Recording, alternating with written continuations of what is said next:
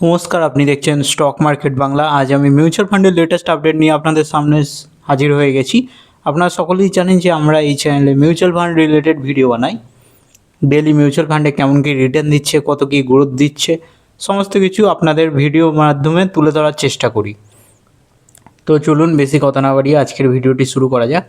আজকে হলো বুধবার 27শে মে 2026।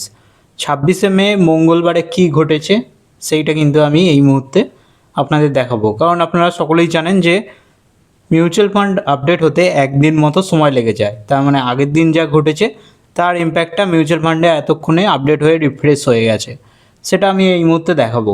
কিন্তু আজকের মার্কেটটা কেমন ছিল সেটাও দেখে নেব। আজকের মার্কেটের ওপর ডিপেন্ড করেই কিন্তু কালকে মিউচুয়াল ফান্ডগুলো পারফরমেন্স দেখাবে। আর কালকে বলে রাখি, কালকে মার্কেট বন্ধ থাকবে, তাও আমি ভিডিও বানিয়ে আপনাদের সামনে হাজির করব, কারণ আজকের ইম্প্যাক্টটা কালকে মিউচুয়াল ফান্ডে সরাসরি দেখা যাবে।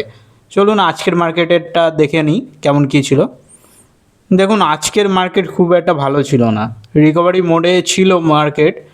কিন্তু কালকে যেহেতু মার্কেটে ছুটি আছে, তাই আজকে কিন্তু সেন্সেক্সের উইকলি এক্সপায়ারি কেটেছে, যার জন্য মার্কেটে একটু চাপ দেখা গেছে। এনএফটি 0.03% মতো ডাউন ছিল, সেন্সেক্স 0.19% মতো ডাউন ছিল। ব্যাঙ্ক এনএফটির হালাতও খারাপ ছিল, 0.43% ডাউন ছিল, যার ফলে মার্কেট ঠিকঠাক পারফর্ম করতে পারেনি, চাপ দেখা গেছে। এবার চলুন আগের দিনে কি ঘটেছে আবার বলে দিই। আজকে হলো 27শে মে বুধবার, আমি 26শে মে মঙ্গলবারে কি ঘটেছে সেই আপডেটটা কিন্তু এই মুহূর্তে দেখাতে যাচ্ছি। চলুন আগের দিন মিউচুয়াল ফান্ডগুলো কেমন কি রিটার্ন দিয়েছে চলুন দেখে নেওয়া যাক। ডে চেঞ্জে দেখতেই পাচ্ছেন আগের দিন রিটার্ন দিয়েছে 788 টাকা। কীভাবে হলো সমস্ত কিছু দেখিয়ে দিই। আগের দিন Motilal Oswal mid cap fund 0.49% চড়েছিল, যার ফলে 669 টাকার মতো প্রফিট দিয়েছে। অন্যদিকে বন্ধন স্মল ক্যাপ ফান্ড 0.28%-এর মতো চড়েছিল, যার ফলে 173 টাকার মতো প্রফিট দিয়েছে। এডেলওয়াইস মিড ক্যাপ ফান্ড 0.16%-এর মতো চড়েছিল,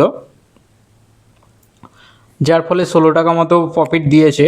SBI banking financial service fund এরা আগের দিন পারফর্ম করতে পারেনি, 0.65%-এর মতো চড়েছিল, ডাউন ছিল, যার ফলে 57 টাকা মাইনাস হয়ে গেছে। Nippon India growth mid cap ফান্ডও নিরাশ করেছে, আগের দিন 0.02% নেগেটিভ হয়ে রয়েছে।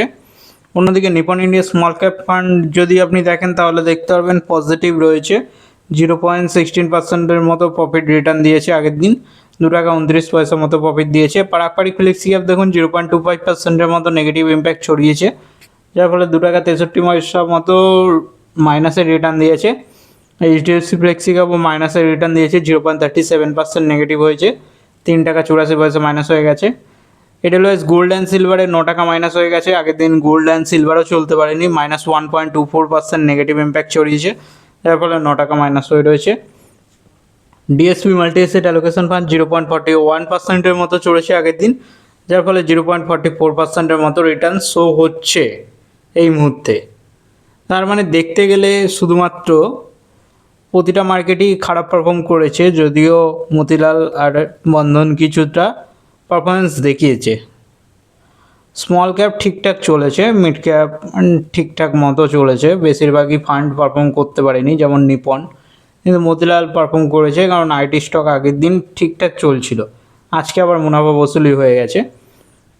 এবার দেখিয়ে দিই কত কি ইনভেস্টমেন্ট করা আছে। আপনারা সকলেই জানেন মতিলালে সব থেকে হেভিলি ইনভেস্টমেন্ট আছে 1,46,078 টাকা, যার কারেন্ট ভ্যালু 1,38,265 টাকা হয়ে রয়েছে। বন্ধন স্মল ক্যাপ ফান্ডে 55,678 টাকা মতো ইনভেস্টেড ছিল, যার কারেন্ট ভ্যালু 61,187 হয়ে রয়েছে। এডেলওয়াইস মিড ক্যাপ ফান্ডে দেখুন 10,000 মতো ইনভেস্টেড ছিল, যার কারেন্ট ভ্যালু 10,362 টাকা হয়ে রয়েছে।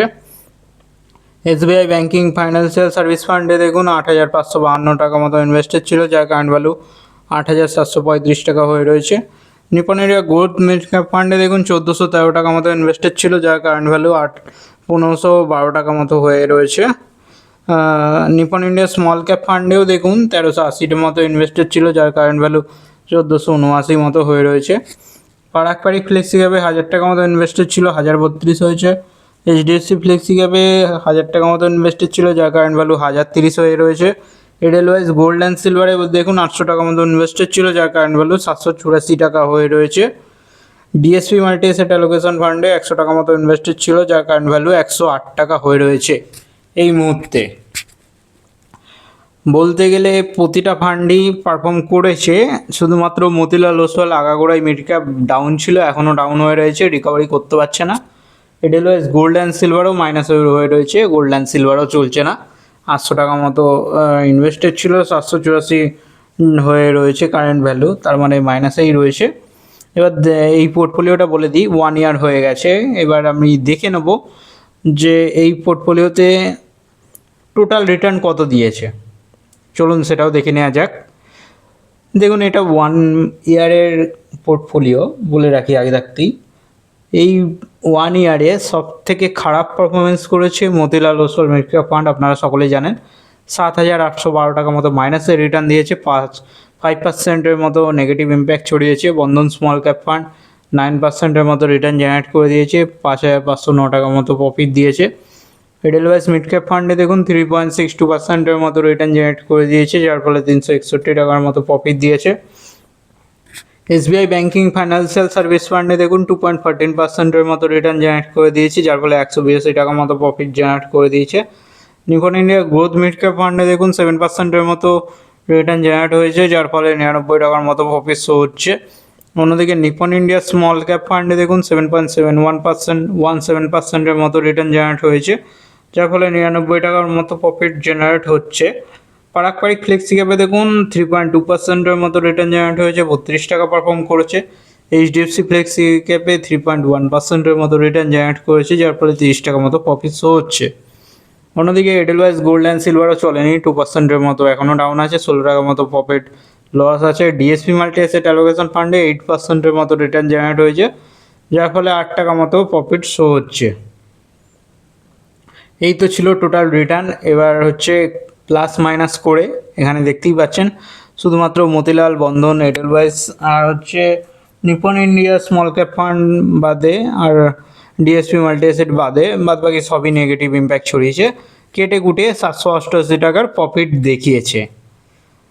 আর টোটাল রিটার্ন বলে দিই, এখনও আমাদের পোর্টফোলিও নেগেটিভ চলছে, কারণ একটাই, মতিলাল পারফর্ম করছে না। মতিলাল মাইনাসে রয়েছে, অনেক রিকভার করতে অনেক সময় লেগে যাবে।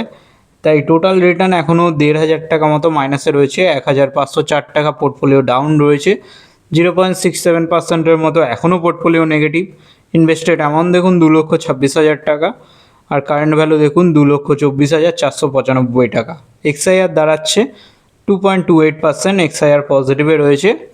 এবার দেখে নেওয়া যাক যে আমাদের মিউচুয়াল ফান্ড হাউসগুলো কোথায় কি ইনভেস্টমেন্ট করেছে।